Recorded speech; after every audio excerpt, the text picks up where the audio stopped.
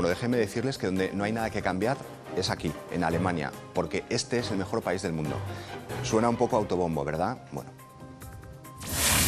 El caso es que no lo digo yo, lo dice una encuesta de nuestros colegas de la BBC. Han preguntado a 26.000 personas en 25 países y ha salido Alemania como el primero de la lista. Y ojo, porque los propios alemanes no les han dejado votar en esta encuesta. Así que nosotros en este programa vamos a retar esos resultados. Hemos invitado a una periodista alemana que además conoce muy bien América Latina, todos los países de América Latina, Hildegard Strausberg. ¿Es verdad Alemania el mejor país del mundo? Es un país en el cual se puede vivir muy bien, es un país con un tiempo horrible, porque siempre llueve. Lo vemos ahora, por ejemplo, la gente se huye al calor de Europa del Sur. Por el resto, creo que hemos hecho una serie de reformas importantes. Somos un país estable y también un país que es calculable, supongo, para sus vecinos. Bueno, luego hablamos más de Alemania, de lo bueno y de lo malo también. Sí, no vaya a ser que parezca que estamos aquí haciendo... que hay mucho que hablar. Reformas también es lo que mi segunda invitada pide a la Iglesia Católica. Recomienda en algunas de sus charlas a los obispos católicos que, por ejemplo, antes de criticar a las mujeres que abortan, empiecen dando ejemplo de defensa de la vida donando uno de sus riñones, por ejemplo. Teresa Forcades es médico, es teóloga, es monja benedictina. Teresa, ¿crees que es más fácil que Francisco done un riñón o acepte el aborto dentro de la Iglesia Católica? Bueno, así como juicios personales, normalmente no es lo que hago, pero sí me interesa destacar este punto que ya está en los evangelios, de colocar estos fardos pesadísimos encima de otras personas que la persona propia no lo movería con un dedo. Entonces, esta cita que has dicho, me gustaría, si hay tiempo, contextualizarla bien, para que no se trate este tema tan fundamental y delicado de forma superficial, pero sí, lo que tiene de base es esta sensación de que ponerse en el lugar de ciertas experiencias de embarazo no deseado, sobre todo cuando ha habido violencia, y promover que el Estado castigue a la persona que en estas circunstancias toma una decisión, yo creo que es algo que merece un tratamiento más delicado. Muy bien, enseguida hablamos de esto, de otras reformas pendientes en la Iglesia Católica, de la Iglesia que a ti te gustaría, que a usted le gustaría en el futuro. Y Peter Birle, probablemente le recuerdan de otros programas, ha venido muchas veces a hablar de Argentina, porque de hecho sus estudios de doctorado y muchos estudios científicos que ha hecho son sobre ese país al que conoce muy bien. Es director científico del Instituto Iberoamericano aquí en Berlín. Peter, 10 años de kirchnerismo, de 1 a 10, ¿qué nota le ponemos? Yo no le voy a poner nota, pero no, es muy difícil porque hay que ver los matices, pero yo veo luces y veo sombras, tal vez más luces en los primeros años y más sombras en los últimos años, así que ponerle una nota es muy difícil, ¿no? Compleja Argentina, como siempre. Bueno, vamos a hablar de ello ahora inmediatamente porque el matrimonio lleva en el poder durante una década. Primero fue el marido, después es su mujer. Argentina ha dado, lo cierto es que la vuelta a las cifras económicas hasta convertirse en el cuarto país que más ha crecido en estos 10 años dentro del continente. Pero han sido años donde también, además de crecimiento, ha habido otra cosa, descontento social, sobre todo en este último periodo. Junto a los logros están las denuncias de corrupción, de enriquecimiento de los Kirchner o la subida desbocada de los precios. Nada de esto, en cualquier caso, importó a las miles de personas que este 25 de mayo celebraron lo que Cristina ha llamado la década ganada. El sábado pasado, decenas de miles de argentinos celebraron en la Plaza de Mayo el aniversario de una década de kirchnerismo en el país. En 2003 llegó al poder el fallecido Néstor Kirchner, un hombre entonces desconocido para la mayoría de la población. Había sido gobernador de la remota provincia patagónica de Santa Cruz. En una Argentina devastada por la crisis económica, el peronista Kirchner logró reducir el desempleo y mejorar los servicios del Estado, educación, salud y transporte.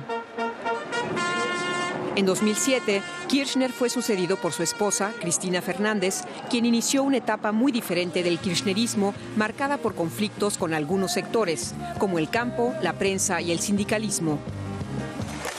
Actualmente, los sectores críticos con la política kirchnerista cobran fuerza. La inflación y las últimas acusaciones de corrupción lastran la imagen del gobierno. Los partidarios de la presidenta se muestran combativos. ¿Se enfrenta Argentina una vez más a una división profunda? Bueno, Peter, hoy Argentina, ¿cómo se describiría la situación en la que está el país? ¿Cómo la describirías tú? Yo quisiera comenzar con un comentario al informe, porque ahí se está hablando de que se festejó el 25 de mayo los 10 años de Kirchner. Hay que saber que el 25 de mayo es la fiesta patria más importante de la Argentina, y es justo una crítica que se ha hecho a este gobierno de haber mezclado los 10 años de Kirchner o de kirchnerismo con la fiesta patria, ¿no? Pero no es ese uno de los fallos que tienen este régimen o este gobierno, el hecho de apoderarse de símbolos históricos y apropiárselos para sí mismo.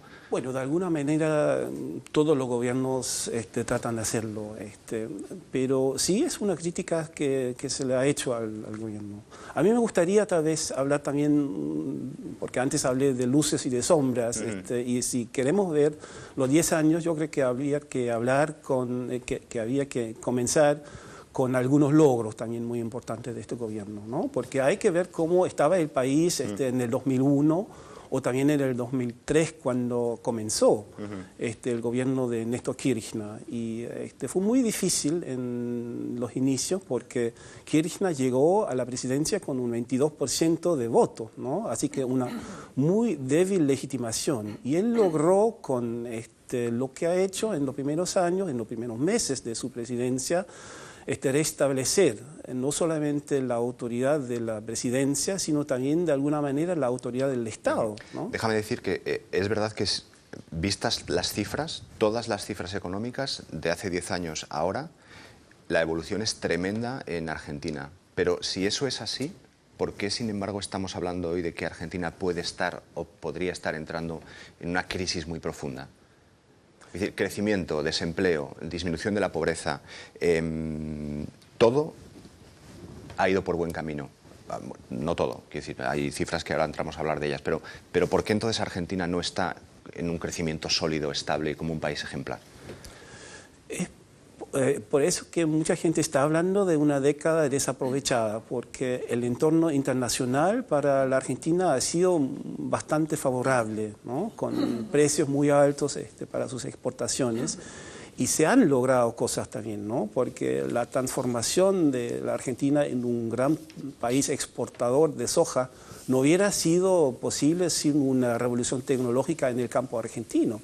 Pero al mismo tiempo, si vemos los últimos años, y ahora el país exportador de carne transformado en cuarto exportador de carne del Mercosur después del Paraguay, eso es muy triste, ¿no? Y tiene que ver con el intervencionismo exagerado de los últimos años.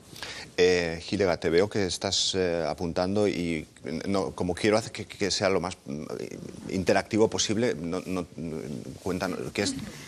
Bueno, yo creo que la Argentina se levantó después de la enorme caída del 2001-2002 gracias a sí mismo. La Argentina es una máquina de producción.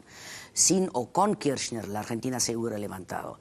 La máquina de Kirchner era hacer como si ellos fueron lo que le hicieron. La transformación del agro, de la cual estamos hablando, se hizo en los años 90 con Menem, guste o no guste. Yo creo que además en aquel entonces el señor Kirchner ahí en el sur de la Patagonia no levantó un dedo, no dijo nada en contra de todo lo que hizo Menem.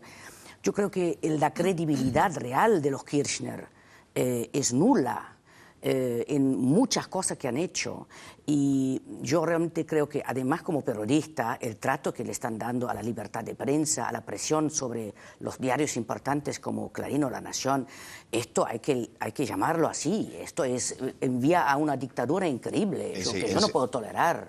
Enseguida entramos en las cosas que están pendientes, pero a ver, sí que es cierto que la economía creció un 8% en los primeros años del kirchnerismo. Eso no es un mérito que podamos quitar o que la deuda se reduce hasta uno de los niveles más bajos del 140% al 40%. Bueno, la deuda se redujo porque hicieron un corte. Si la hubieran renegociado bien, no hubiera sido así, pero tampoco la Argentina hubiera perdido la entrada a los mercados internacionales. La Argentina hoy es un país totalmente aislado en todo lo que son mercados internacionales. Lo que tú me vienes a decir, y querría que Peter es que no hay ningún mérito que se le pueda atribuir al kirchnerismo. Para mí, no.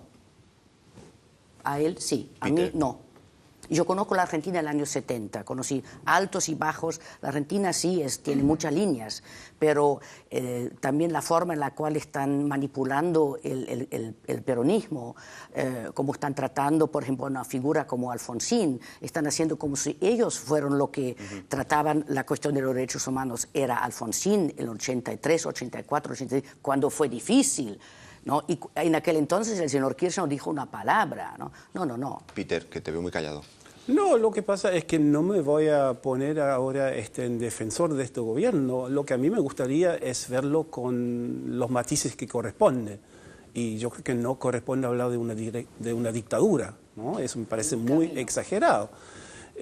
Por eso yo dije que hay luces y sombras, y si la señora Stausberg habla solamente de las sombras, por supuesto yo me veo provocado de hablar más de las luces, y las luces que veo yo es exactamente eso, el restablecimiento de la autoridad presidencial, de un Estado muy débil, también de una economía que funciona básicamente, y además una política en derechos humanos que ha sido bastante positiva, una política cultural también de este gobierno, menciona el matrimonio gay, que yo lo veo como bastante positivo, pero sí al mismo tiempo hay cosas bastante problemáticas, y lo que yo veo como lo más problemático va un poco en la misma dirección de lo que se mencionó, es decir, se está creando de alguna manera una cultura política de amigo-enemigo, ¿no? El gobierno habla que nosotros somos el pueblo, ¿no? Y los demás,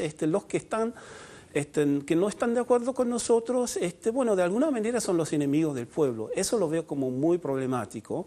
Desgraciadamente, no es un invento ni de los Kirchner y tampoco del peronismo, sino es una cosa que ya en los años 20 del siglo pasado podemos ver en la Argentina. Teresa, en cualquier momento que quieres decir algo, por supuesto. No sé si tú has estado en Argentina. Yo en Argentina no he estado en Venezuela, entonces para mí este proceso que no solamente afecta a Argentina, sino que habéis hablado del Mercosur, pues estos cambios, estas revoluciones bolivarianas y esa recuperación de la subjetividad política en el sentido que yo la he vivido en Venezuela, que quiere decir el sujeto de la calle, eso era lo que a mí más me sorprendió, personas que incluso podrías pensar que tenían un perfil marginal por su forma de vestir, por su forma de expresarse, y que te hablaban como si tuvieran el convencimiento de que su opinión en su país contaba, de que su idea de cómo debería ser la política y la sociedad. Entonces eso para mí en el 2007, cuando visité Venezuela, fue un shock, y un shock positivo. Yo pensé, bueno, esto es lo que nos hace falta en Europa, ese convencimiento de que el motor del cambio político pues es el motor de las personas de la calle, y si no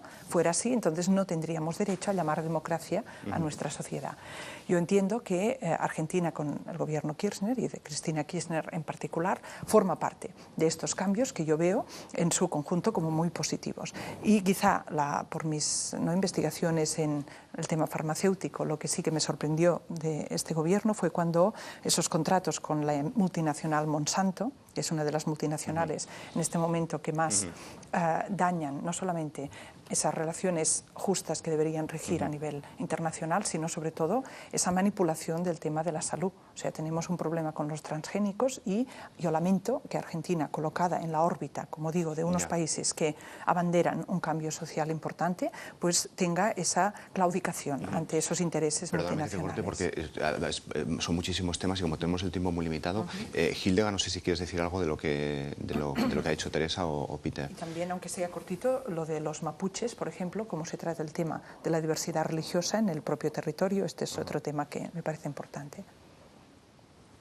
Bueno, pero los mapuches es un tema aparte, en realidad en el sur, y tiene que ver con los chilenos, porque los mapuches son los indios chilenos, los argentinos eran los pehuelches que han sido totalmente eliminados por los mapuches. Hay que decir las cosas tal como son. La historia argentina es un poco más complicada. Ahora, hablando de Monsanto, en realidad las reformas positivas o negativas, como uno quisiera saber, que han impuesto Monsanto en los años 90, hacen posible la exportación, la revolución de la exportación de la soja y de maíz argentino. Entonces, o quiere uno una cosa o quiere uno la otra cosa. Y bueno, dejémoslo ahí. Dejarme, hay dos temas que me gustaría preguntaros, porque probablemente no estamos en Argentina, pero sí que es verdad que los mensajes que llegan allí y de la gente que está viviendo en el país, uno de los principales problemas que transmiten tener es no saber cuánto cuestan las cosas y no saber cuánto van a costar el mes que viene y no saber cuánto van a subir los precios ni cuánto están subiendo. ¿Por qué pasa esto, Peter? La pregunta del millón. Es un viejo problema de la Argentina que se creía haberlo solucionado en los años 90 con el Plan Cavallo. Al final no funcionó todo eso y explotó en el 2001.